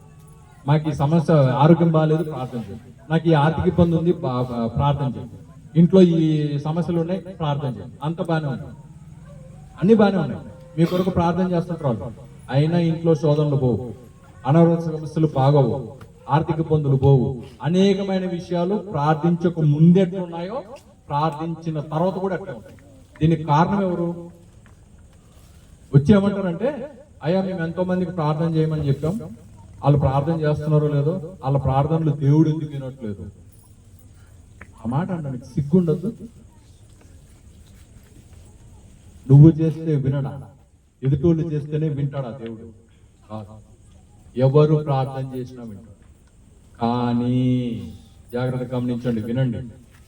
ఆ ప్రార్థన మీ పట్ల, ఎవరి పట్ల నెరవేరాలన్నా ఆ ప్రార్థనకు తగ్గట్టుగా వాళ్ళు ఉండాలి. ఆ ప్రార్థనకు తగ్గట్టుగా వాళ్ళ జీవితం ఉండాలి. నేను తప్పులు చేస్తూ, నేను పాపాలు చేస్తూ అందరినీ నా గురించి ప్రార్థన చేయండి అంటే వాళ్ళు ప్రార్థన చేస్తున్నారు, నువ్వు మారట్లేదే. వాళ్ళు నీ గురించి విడకుండా ప్రార్థన చేస్తూనే ఉన్నారు, నువ్వు మారట్లేదే. నీ ఆలోచనలు మారట్లా, నీ పనులు మారట్లా, నీ క్రియలు మారట్లా, నీ మాటలు మారట్లా, నీ జీవితం అలాగే ఉంది. మనం రోడ్డు మీద పోతుంటాం, సడన్ గా ఎక్కడో పెద్ద గొంతు వచ్చింది, మురికి నీళ్ళు ఉన్నాయి, గప్పుకుని పట్టాం. ముందేం చేస్తామండి? ముందేం చేస్తాం? దాని నుంచి బయటికి రావడానికి చూస్తాం. వచ్చిన తర్వాత రెండోది ఏం చేస్తాం? ఆ మురికిని వదిలించుకోవడానికి, కడుక్కోవడానికి ప్రయత్నం చేస్తాం. మూడోది ఏం చేస్తాం? అయిపోయిందా, మళ్ళీ ఆ గుంతలో పడకుండా ఉండడానికి జాగ్రత్తగా ఉన్నాం. ఒకసారి పడ్డాం, పైకి వచ్చాం, కడుక్కున్నాం, మళ్ళీ రెండోసారి వెళ్ళి మళ్ళీ అది గుంతలో పడ్డాం అనుకోండి, ఇప్పుడు ఎవరిని తిట్టాలి? పడ్డవాడినా, గుంత దవ్వినవాడినా, గుంత పూడ్చని వాడినా, ఎవరినండి తిట్టాలి? పడ్డవాడు. ఇంత చిన్న విషయం మనకు అర్థమవుతుంది. పాపపు జీవితంలో, పాపపు ఊబిలో ఉన్న మనందరం అలాంటి పనులు చేస్తున్న వాళ్ళు, ఆలోచనలు ఉన్నవాళ్ళు, జీవితాన్ని మార్చుకోకుండా ఉన్నవాళ్ళు, మరి ఎన్నిసార్లు గుంతలో పడి లేచి కడుక్కుని మళ్ళీ గుంతలో పడుతుంటారు? వర్షం వస్తే, మురికి నీళ్ళు రోడ్డు మీదకి వస్తే ప్రతి ఒక్కరు తిట్టడమే. వెళ్ళి అది ఎక్కడైతే నీళ్లు పోకుండా ఉన్నాయో అవి తీరు, ఆ మురికి పక్కన పెట్టరు, ప్రతి ఒక్కరు తిట్టడమే. అవసరమైతే మార్గం తప్పించుకొని ఎక్కడెక్కడ దూరం దూరం తిరిగి వెళ్తాం, కానీ మురికి తీసేవాళ్ళు లేదు. ఆ మురికి తీసే పాపం మున్సిపల్ కార్మికులు వస్తే వాళ్ళని నశించుకుంటారు, వాళ్ళని తిడుతుంటారు. ఏమని? మీరు సరిగ్గా మెయింటైన్ చేయరు. తప్ప వాళ్ళు చేశారా మురికి చెత్త అంతా వాళ్ళు వేసారా రోడ్ల మీద? ఎవరండి? రాజు. దానివల్ల బ్లాక్ అయ్యేది ఎవరు? ఇబ్బంది పడేది ఎవరు? మనమే. తిట్టేది ఎవరిని? అది ఎవరైతే తీయాలని ప్రయత్నం చేస్తున్నారో, తీస్తున్నారో, తీసేప్పుడు తీయక ముందు తీసిన తర్వాత కూడా ఆలయ చెత్త ఎందుకు వేస్తాం రోడ్డు మీద? మార్చుకో. ఇదే జరుగుతుంది విశ్వాస జీవితం. మనలో ఉన్న పాపాలన్నీ అందరికి కనబడి తీయడం, అందరికీ అంటించడం, ఆ పాపాల ఫలితం అందరికి వచ్చేది చేయడం. దాన్ని ఎవరన్నా బాగు చేయడానికి వస్తే వాళ్ళని తిట్టడం, వాళ్ళని మందలించడం, వాళ్ళకి సహాయం చేయకపోవడం, వాళ్ళని నిరాకరించడం. మన జీవితంలో ఎవరైనా బాగు చేయడానికి వస్తే మనకు నచ్చదు. ఎందుకు? తమ కంపు తమకింపు అంట తెలుగులో సాంగ్. ఎవరి కంపు వాళ్ళకి నచ్చుతుంది. పక్కనోడు చెయ్యి ఎత్తేటప్పటికి తిట్టడం, ఆ కంపు నీ దగ్గర వస్తుందని అది పట్టించుకో. తమ కంపు తమకింపు. అందరి ఏ భేదమును లేదు. అందరంటే మీరు నేను అందరున్నామమ్మా. ఎవరినో వదిలేసి వాళ్ళు అని అట్లా ఏ భేదము లేదు. దేవుణ్ణి నమ్ముకున్న వాళ్ళు పాపాలు చేస్తున్నారు, దేవుణ్ణి నమ్మని వాళ్ళు పాపాలు చేస్తున్నారు. ఇప్పుడు సమస్య ఎక్కడ వచ్చింది? దేవుని బిడ్డలతో వచ్చింది. ఎందుకు? మనం పాపాలు చేస్తుంటే ఇమ్మీడియట్ గా ఏం చేయాలమ్మా? వచ్చి కడుక్కోవాలి. కడుక్కుని మళ్ళీ పాపాలు చేయడం కాదు. ఏం చేయాలి? ఆ పాపాలకు జోలికి పోకుండా, ఆ మార్గం జోలికి పోకుండా నీ మార్గం తిన్నదన్నా చేసుకో, వేరే మార్గం అన్నా పట్టుకో. ఇవి చేయనంత కాలము, ఇలా మార్చుకోనంత కాలము మన జీవితంలో మార్పు రాదు. మన సమస్యలు తీరవు, మన శోధనలు తప్పింపబడవు. ఎంతమంది ఏడ్చి ఉపయోగం ఏంటి? కన్నీళ్లు కార్చి ఉపయోగం ఏంటి? మన సమస్యలు అలాగే ఉంటున్నాయంటే దేవుడు ఖచ్చితంగా హెచ్చరిస్తున్నాడు. ఏమని? మీ జీవితాలు, మీ ఆలోచనలు, మీ పనులు, మీ మాటలు ఇంకా మార్చబడాలి. ఇంకా మార్చబడాలి. చిన్నపిల్లలు పరీక్షలు రాస్తారు. ఎంత వస్తే పాస్ మార్క్ అండి? ఎంత వస్తే పాస్ మార్క్? 35. 10 మార్కులు వచ్చాయనుకోండి, ఏమంటారు? అమ్మ నాన్న ఏమంటారు? తిడతారు, కొడతారు. కొన్నిసార్లు ఏం చేస్తారు? వాళ్ళకి చదువు చెప్పిన స్కూల్కి వెళ్తారు, వాళ్ళకి చదువు చెప్పిన టీచర్లను పట్టుకుంటారు. ఏమని? నువ్వు మా పిల్లలకి సరిగా చెప్పలే. వీళ్ళు సరిగా చదివారా లేదా అడగరు. కొంతమంది డైరెక్ట్ గా స్కూల్కి వెళ్ళిపోయి టీచర్లని, ప్రిన్సిపల్ని అందరినీ గద్దించేయడం, తిట్టేయడమే. నువ్వు సరిగా చెప్పలేదు, నీకు ఎంత ఫీజులు కడుతున్నావు, మా పిల్లోడికి 10 మార్కులు వచ్చాయి, నువ్వు ఫెయిల్ చేసావు. మరి ఇంట్లో నువ్వు ఆడు చదువుతున్నాడా లేదా చూస్తున్నావా? ఆడు చదవకుండా ఫోన్లు పట్టుకొని కూర్చున్నాడా, టీవీలు పట్టుకొని తిరుగుతున్నాడా, బయట చెడు సావాల్సి ఇవేమవుతు? నేను డబ్బులు కట్టి నీ దగ్గర చేర్పించా, నీదే బాధ్యత. మరి తల్లిదండ్రులుగా నీ బాధ్యత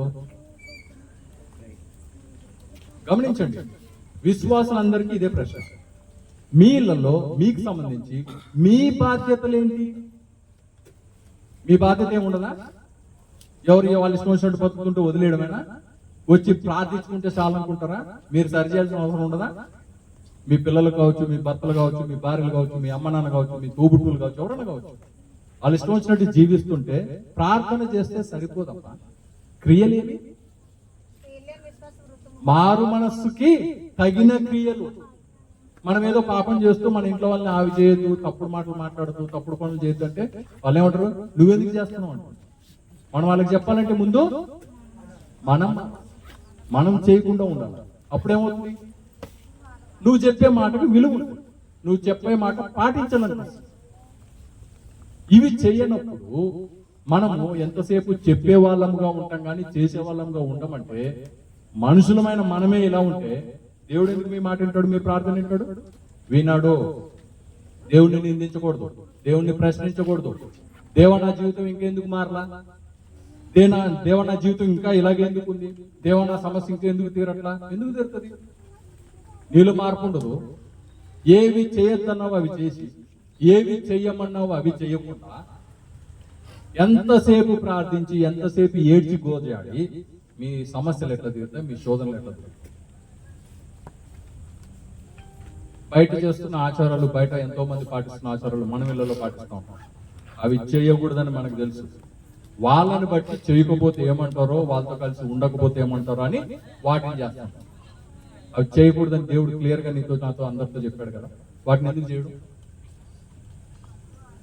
గమనించండి ప్రియులరా, మీ జీవితం ఒక దైవజనుడి చేతుల్లోనో, మీ తల్లిదండ్రుల చేతుల్లోనో, మీకు మంచి చెప్పే పెద్దల చేతుల్లోనో అధికారుల చేతుల్లోనో ఎవరి చేతుల్లోనో ఉండదు.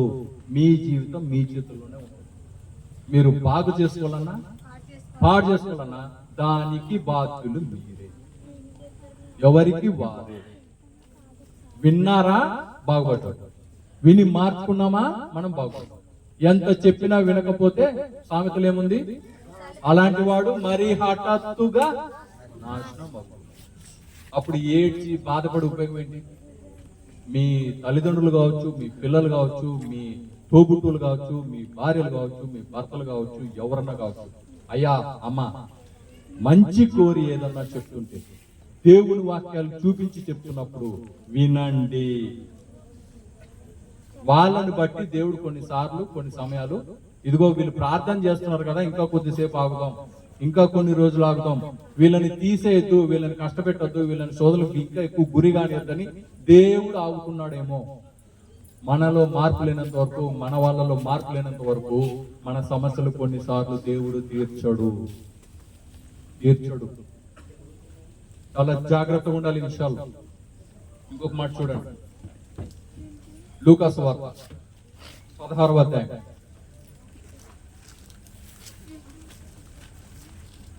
19 నుంచి 31 వరకు ఒక ఉపమానం చెప్పబడింది. ధనవంతుడు ఒకడు ఉండెను. ఆ, అతడు ఊదా రంగు బట్టలున్న సన్నపు నార వస్త్రములు ధరించుకొని ఆ. ప్రతిదినం బహుగా సుఖపడుచుండువాడు. ఎవరు అతను? ధనవంతుడు. చదవండి. లాజరు అని ఒక దరిద్రుడు ఉండెను. ఆ, వాడు కురుపులతో నిండిన వాడై ధనవంతుని ఇంటి వాకిట పడి ఉండి అతని బల్ల మీద నుండి పడు రొట్టె ముక్కలతో ఆకలి తీర్చుకొన కోరెను. ఎవరు అతను? ఎక్కడ ఉంటాడు? ఇంటి బయట పడి ఉంటాడు. అతనికి ఏముంది? రోగం ఉంది, కురుపులు వచ్చి కుక్కలు నాకున్నాయట, కురుపులు పట్టిన చీము నెత్తురు ఇవన్నీ. అతని పరిస్థితి అంత భయంకరంగా. అతని ఇంట్లో పడేసే బయట పడేసే రొట్టె ముక్కలు ఏరుకొని అవి తింటూ బతుకుతున్న వ్యక్తి. చదవండి. అంతేకాక కుక్కలు వచ్చి వాని కురుపులు నాకెను. ఆ దరిద్రుడు చనిపోయి దేవదూతల చేత అబ్రహాము రొమ్మున ఆనుకొనుటకు కొనుపోబడెను. ఎవరు? ఎవరతను? పేదవాడు, బయట రొట్టె ముక్కలు తిని కుక్కలకి కురుపులు నాగించుకున్న వ్యక్తి. ఎక్కడికి వెళ్ళాడండి? ఎక్కడికి వెళ్ళాడు? అబ్రహాం ఉన్న ప్లేస్, అబ్రహాం ఉన్న ప్రాంతం ఏది? పరలోకమా నిత్య నరకమా? పరలోకంలో. ఎక్కడ అనుకున్నాడు ఇతను వెళ్ళి? అబ్రహాం రొమ్మున అనుకున్నాడు. అతనికి ఏం రోగం ఉండింది? కురుపులు ఒళ్ళంతా. ఇప్పుడేమైంది? కురుపులు లేవు, రోగం లేదు, ఏం లేదు. మహిమ శరీరంతో వెళ్ళి అబ్రహాం రొమ్మున అనుకుని కూర్చున్నాడు. చదవండి. ధనవంతుడు కూడా చనిపోయి పాతి పెట్టబడెను. అప్పుడు అతడు పాతాళంలో బాధపడుచు కనులెత్తి దూరము నుండి. ఎక్కడున్నాడు ధనవంతుడు? పేదవాడు ఎక్కడున్నాడు? అబ్రహాం రొమ్మున అనుకున్నాడు, పరలోకంలో ఉన్నాడు. అబ్రహామును అతను రొమ్మున ఆనుకొని ఉన్న లాజరును చూచి. ఎవరు? ధనవంతుడు. ధనవంతుడు. తండ్రి అయిన అబ్రహామా, తండ్రి అయిన అబ్రహామా. ఎక్కడి నుంచి అరుస్తున్నాడు? పాతాళం నుంచి. ఎవరి నుంచి అరుస్తున్నాడు? పరలోకంలో ఉన్న అబ్రహామును, అబ్రహాము రొమ్మున అనుకుని ఉన్న లాజరును చూసి అడుగుతున్నాడు, అరుస్తున్నాడు. నా యందు కనికరపడి తన వేలు కొనను నీళ్ళలో ముంచి నా నాలుకను చల్లార్చుటకు లాజరును పంపము. నేను ఈ అగ్ని జ్వాలలో యాతన పడుచున్నానని కేకలు వేసి చెప్పాను. ఒక్క నిమిషం ఆగండి. మంచి ఎండలో మీకు బాగా దాహం వేస్తుంది, నీళ్ళు ఎక్కడ దొరకలే, ఒక ఇల్లు కనపడింది. వెళ్ళి ఏమడుగుతారమ్మా? ఏమడుగుతారు? మంచినీళ్ళు అడుగుతారా? ఇలా అడుగుతారా? అయ్యా ఒక్క చుక్క ఇలా అని, ఇలా నా నాలుగు మీద ఏంటి అని అడుగుతారు ఎవరన్నా? నీళ్ళు ఎవరన్నా అడుగుతారు కదా? అలాగా ఎవ్వరు అడుగురు. అక్కడ ఏమంటున్నాడు అతను? మళ్ళీ చదవండి ఆ వాక్యం. నేను ఈ అగ్ని జ్వాలలో యాతన పడుచున్నానని కేకలు వేసి చెప్పాను. కాదు, అందుకు తండ్రివైన అబ్రహామా, నా యందు కనికరపడి తన వేలి కోణను నీళ్ళల్లో ముంచి నా నాలుకను. ఎంత భయంకరమైన విషయం చూడండి. ఏమంటున్నాడు? ఏమడుగుతున్నాడమ్మా? నీళ్ళు అడగట్లా, నీళ్ళల్లో ఎలా అడుగుతున్నాడు? ఒక వేలు ఇలా ముంచి నీళ్ళల్లో ఇలా తీసి నా నాలుక ముట్టించు. ఎన్ని నీళ్ళు వస్తాయండి? ఎన్ని వస్తాయి? ఒక చుక్కన వస్తుందా? ఎంత భయంకరమైన నరకయాతన అగ్నిజ్వాలలో ఉన్నాడు. ఒక్క చుక్క చాలనుకుంటున్నాడు. ఎవరు? ధనవంతుడు. ఎలాంటి పరిస్థితుల్లో ఉన్నాడు? అగ్నిజ్వాలలో, నరకంలో ఉన్నాడు. అడిగేదేదో ఒక చెంబో, ఒక గ్లాసో, ఆహా, ఒక్క చుక్క దొరికితే చాలనుకునే దరిద్రమైన, నీచమైన, ఘోరమైన, భయంకరమైన పరిస్థితుల్లో అతను. అది పరిస్థితి. చదవండి. అందుకు అబ్రహాము, కుమారుడా, నీవు నీ జీవితకాలం మందు నీకు ఇష్టమైనట్టు సుఖము అనుభవించితివి, అలాగనే లాజరు కష్టము అనుభవించనని జ్ఞాపకం చేసుకున్నాము. ఇప్పుడైతే వాడు ఇక్కడ నెమ్మది పొందుచున్నాడు, నువ్వు యాతన పడుచున్నావు. అంతేకాక ఇక్కడ నుండి మీ వద్దకు దాటగోరు వారు దాటి పోజాలకున్నట్లు, అక్కడి వారు మా వద్దకు దాటి రాజాలకున్నట్లు మాకును మీకును మధ్య మహా అగాధం ఉంచబడి ఉన్నది అని చెప్పాను. అప్పుడు అతడు, తండ్రి, అలాగైతే నాకు 5 సహోదరులు ఉన్నారు, వారును ఈ వేదనకరమైన స్థలమునకు రాకుండా వారికి సాక్ష్యం ఇచ్చుటకే నా తండ్రి ఇంటికి వారిని పంపవలనని నిన్ను వేడుకొనుచున్నానెను. అందుకు అబ్రహాము, వారి యొద్ద మోషేయు ప్రవక్తలు ఉన్నారు, వారి మాటలు వినవలనని అతనితో చెప్పగా, అతడు, తండ్రి అయిన అబ్రహమా, అలాగ అనవద్దు. మృతులలో నుండి ఒకడు వారి వద్దకు వెళ్ళిన ఎడల వారు మారు మనసు పొందుదురని చెప్పాను. అందుకు అతడు మోషేయు ప్రవక్తలను చెప్పిన మాటలు వారు వినిన ఎడల మృతులలో నుండి ఒకడు లేచినను వారు నమ్మరని అతనితో చెప్పాను. ఎందుకు ఈ వాక్య భాగం చదివిస్తున్న అర్థమైందండి? బతికున్న వాళ్ళు చెప్పినప్పుడు వినకపోతే ఏమంటున్నాడు నరకంలోంచి? అయ్యా, నేను నరకంలోకి వచ్చా, నేను భయంకరమైన యాతనలో ఉన్నా, నా ఇంట్లో వాళ్ళు నశించిపోకుండా ఇక్కడి నుంచి, ఎక్కడి నుంచి? పాతాళం నుంచో పరలోకం నుంచో చచ్చిపోయి నరకయాతన పడుతున్నవాడు, చచ్చిపోయి పరలోకంలో సుఖంగా ఉన్నవాడు ఎవరినో ఒకరిని పంపిస్తే ఎక్కడికంట? బతుకున్న వాళ్ళ ఇంటి దగ్గరికి, వాళ్ళ ఇంటిలోని కుటుంబీకుల కొరకు, సహోదరుల కొరకు, తల్లిదండ్రుల కొరకు పంపిస్తే వాళ్ళు మారతారేమో. ఏమంటున్నాడు అబ్రహాము? అయ్యా, మోషే ప్రవక్తలు వాళ్ళు బతుకొచ్చి, వాళ్ళు బతుకుండగా, మీ వాళ్ళు బతుకుండగా వాళ్ళు చెప్పిందే వీళ్ళు వినలే, చనిపోయినోడు తిరిగి వచ్చి చెప్తే వింటారా? వినరు. చాలా భయంకరమైన మాట. ఎవరన్నా రేపు పొద్దున చనిపోయి తిరిగి లేచి నేను పరలోకం చూశా అని చెప్పారు అనుకోండి, నమ్ముతారండి మీరు? నమ్ముతారా? ఇంకొక వ్యక్తి చనిపోయి లేచి నేను పాతాళం నుంచి వచ్చా అంటే నమ్ముతారండి? ఏమంటారు? వీడికి ఏదో గుండె ఆగింది, డాక్టర్లు ఏదో చేశారు, మళ్ళీ గుండు కొట్టుకుంది, బతికాడు, వీడేమంటున్నాడు పరలోకానికి పోయొచ్చా అంటున్నాడు, ఇంకోటి ఏమంటున్నాడు పాతాళానికి పోయొచ్చా అంటాడు. ఈ మాటలు ఎవరు నమ్మారులే? ఇదే మాటలే మాట్లాడతారు. వాళ్ళు నిజంగా పోయొచ్చారా లేదా, అక్కడ పరిస్థితులు ఏంటి వర్ణించినా, చెప్పినా, అబద్ధాలు చెప్పినా, నిజం చెప్పినా ఎంపతాం. ఎందుకంటే అందరికీ తెలిసిన విషయం ఏంటంటే చనిపోయిన వాడు తిరిగి రాడు. అందరికీ ఈ సత్యం తెలుసు. చనిపోయిన వాడు తిరిగి వచ్చాడంటే మళ్ళీ చనిపోతాడా లేదా? చనిపోతాడు. యేసు ప్రభు లాజరు అని ఇంకొక వ్యక్తిని లేపాడు. ఆయన ఇప్పటికీ బతుకున్నాడమ్మా? చనిపోయాడు. తిరిగి జన్మించడం వేరు, పునరుత్థానం వేరు. ఈ రెండింటికి చాలా మందికి అర్థం కావట్లేదు తేడా. చనిపోయి తిరిగి బతకడం పునరుత్థానం కాదమ్మా. అది కాదు పునరుత్థానం అంటే. పునరుత్థానం అంటే చనిపోయి, జన్మించి, చనిపోయి, తిరిగి లేచి ఎప్పటికీ మరణించకపోవడం. అమ్మ, నేను చెప్పింది అర్థమైందా? చాలా మందికి ఈ విషయం అర్థం కావట్లా. చనిపోయిన వాళ్ళు కొన్నిసార్లు బతుకొస్తారు, వాళ్ళకి పదం వాడకూడదమ్మా. ఏమని? వీళ్ళు పునరుత్థానురయ్యారు, పునరుజ్జీవించారు అని. అయ్యా, నీకు ప్రాణం వచ్చింది, దేని కారణం చేతో దేవుడు మళ్ళీ నిన్ను ఎందుకు పునరుజ్జీవింపజేశాడో అది వేరే విషయం. వాళ్ళు పునరుత్థానులు కారు.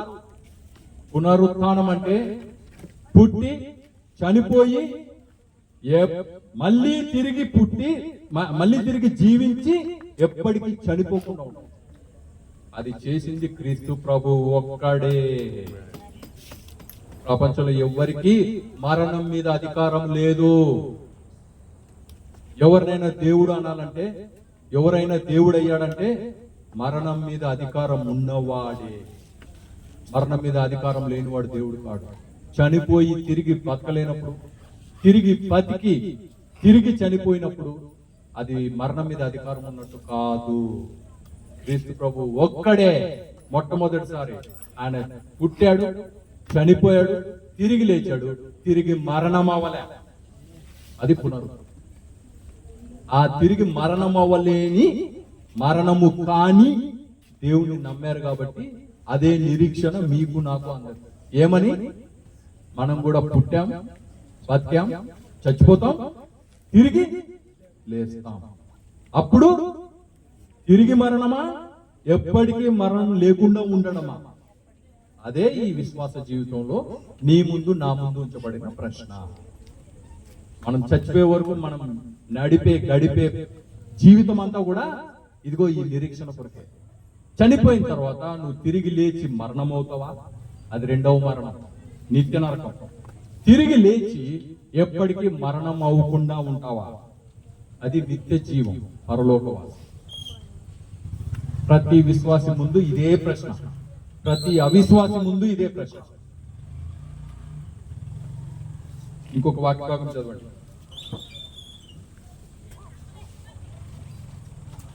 రోమీయులకు రాసిన పత్రిక 12వ అధ్యాయము 2వ వచనం.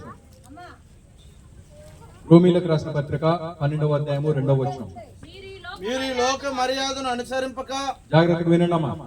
ఉత్తమమును అనుకూలమును సంపూర్ణమునై ఉన్న దేవుని చిత్తమేదో పరీక్షించి తెలుసుకున్నట్లు మీ మనస్సు మారి నూతన మగుటు వలన రూపాంతరం పొందుడి. మళ్ళీ నేను చెప్తున్నా, మీరు ఈ లోక మర్యాదను అనుసరింపక. మీరంటే దేవుని నమ్మిన బిడ్డ. ఈ లోకంలో ఏం జరుగుతుందో దాన్ని అనుసరించకండి, దాన్ని పాటించకండి, దాన్ని అనుసరింపక ఉత్తమము, అనుకూలము, సంపూర్ణము అయ్యున్న దేవుని చిత్తమేదో పరీక్షించి తెలుసుకున్నట్టు మీ మన మనస్సు మారి నూతన మొగట వలన రూపాంతరము పొందుడి. రూపాంతర అనుభవం ఇదే, మారు మనసు అనుభవం ఇదే.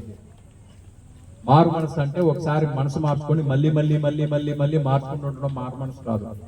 ఒక్కసారి మనసు మార్చుకున్న తర్వాత ఇంతకు ముందున్న పాపపు జీవితం, పాపపు ఆలోచనలు, పాప క్రియలు వదిలేసి నూతనంగా మారి రూపాంతరము పొందడమే మారు మనసు అనుభవం. ఆ మారు మనసు అనుభవం ఉంటేనే మీరు నేను మనము రక్షింపబడినట్లు. ఆ మారు మనసు అనుభవం ఉంటేనే మన పాప జీవితాన్ని వదిలేసి దేవుని ఆజ్ఞ చెప్పున. దేవుని ఆజ్ఞ ఏంటి?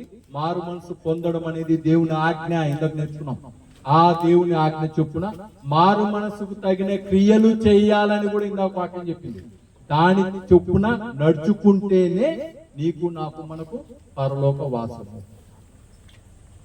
మనం మన ఇష్టం వచ్చినట్టు బతుకుతూ, మన ఇష్టం వచ్చినట్టు ఉంటూ, నాకు దేవుడు తెలుసు, నేను చర్చికి వెళ్ళా, ప్రేయర్లు చేసుకున్నా, కూడికలకు వచ్చా, నేను ఖచ్చితంగా అక్కడికి వెళ్ళిపోతాను నా పాపముతోటే అనుకుంటే పాపులకు, పాపానికి పరలోక వాసము, నివాస యోగ్యము, అర్హత లేనేలేదు.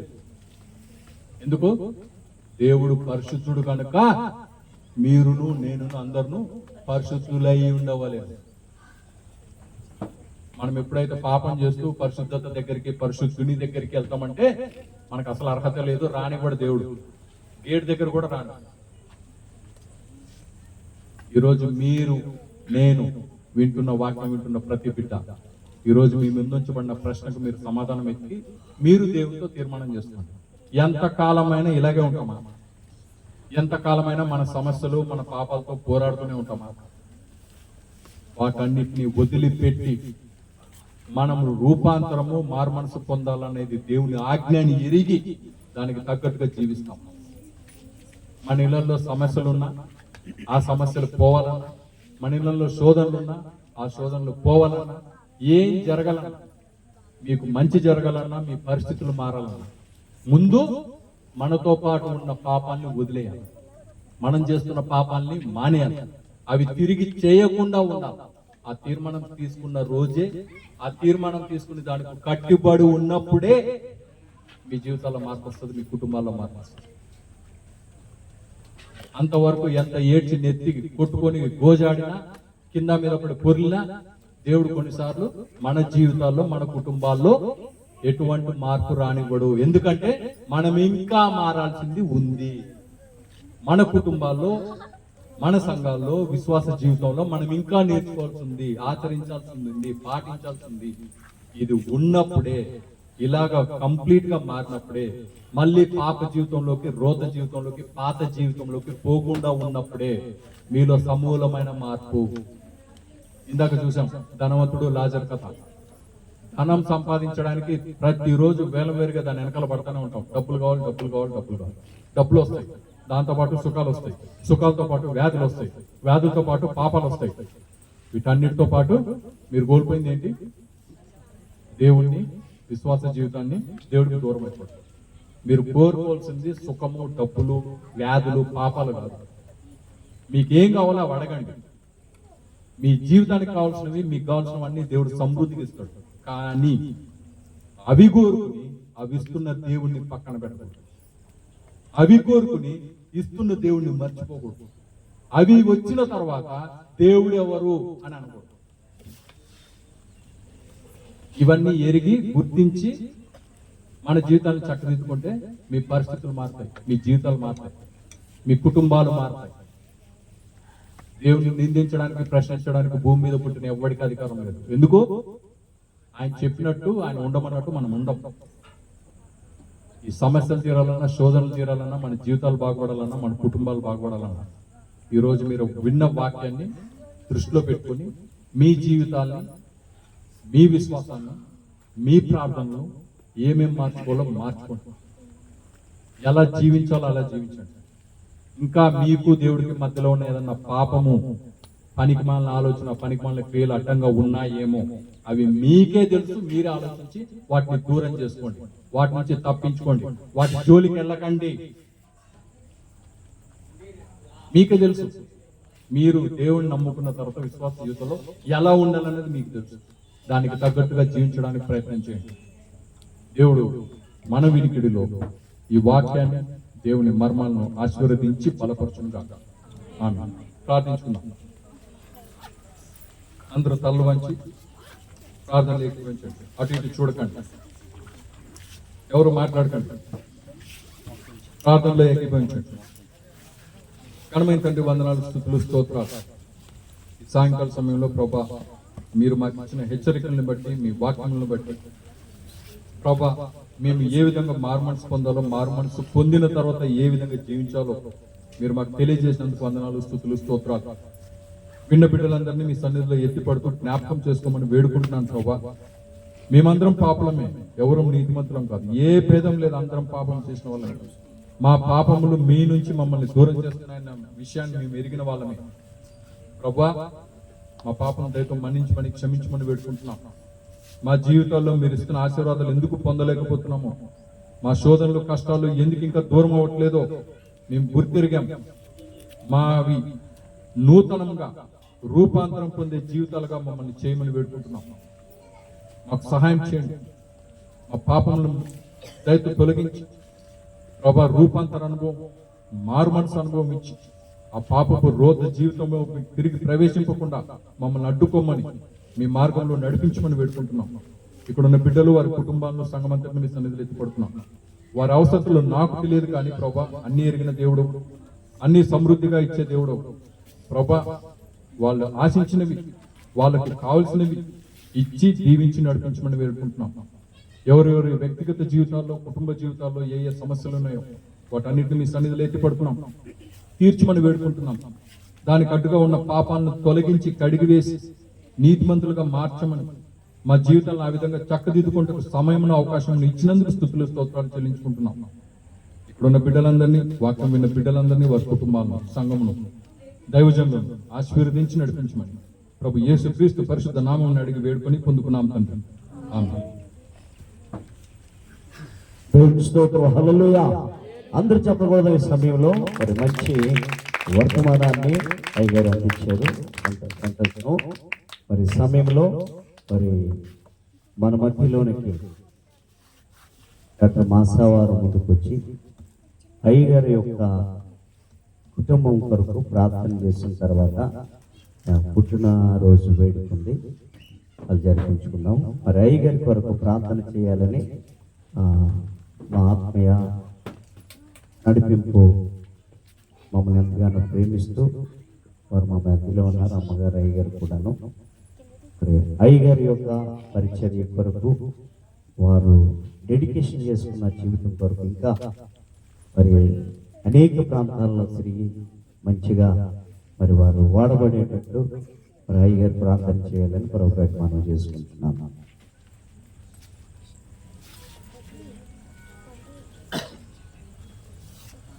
కృపాభద్రుడా, నీకు వందనాలు, స్తోత్రాలు, స్తుతులు చెల్లిస్తున్నాం నాయన.